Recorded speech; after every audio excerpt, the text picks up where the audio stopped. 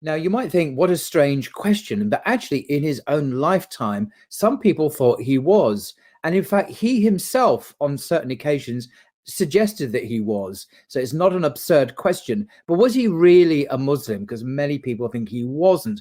Now, I'll look at the historical evidence and then I'll come to a conclusion at the end. I think it's possible to come to an unequivocal conclusion about whether or not he was. The evidence is very clear. Now, this question, I think, is a very timely question because there's a new movie coming out called Napoleon. And I've seen the advertising. It says, he came from nothing. He conquered everything. And this is a film coming out, I think, in November.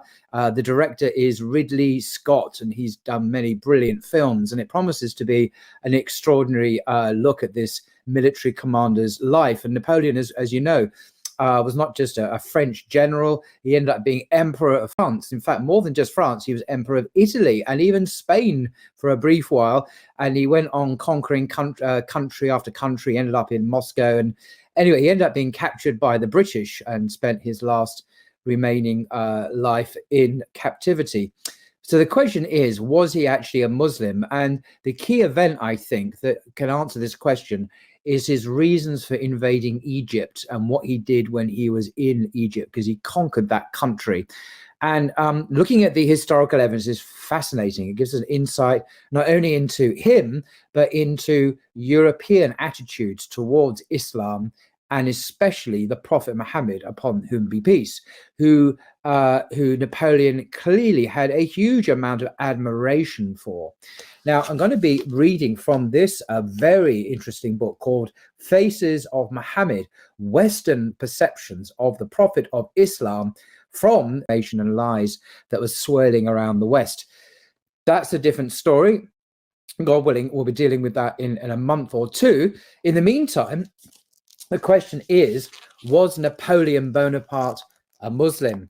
And I want to give you the backstory on this. And this is the latest academic research based on top evidence. In chapter 7 of this fantastic book, Faces of Muhammad, and I don't think Professor Tolan is a Muslim at all, but he writes the following. And he mentions the word Muhammad a lot. Please supply peace be upon him in your own minds. I'm not going to repeat peace be upon him every time the word Muhammad is read, mentioned here. I'm just going to read the script of the book as it is. We can supply as Muslims peace be upon him quietly to ourselves if we wish.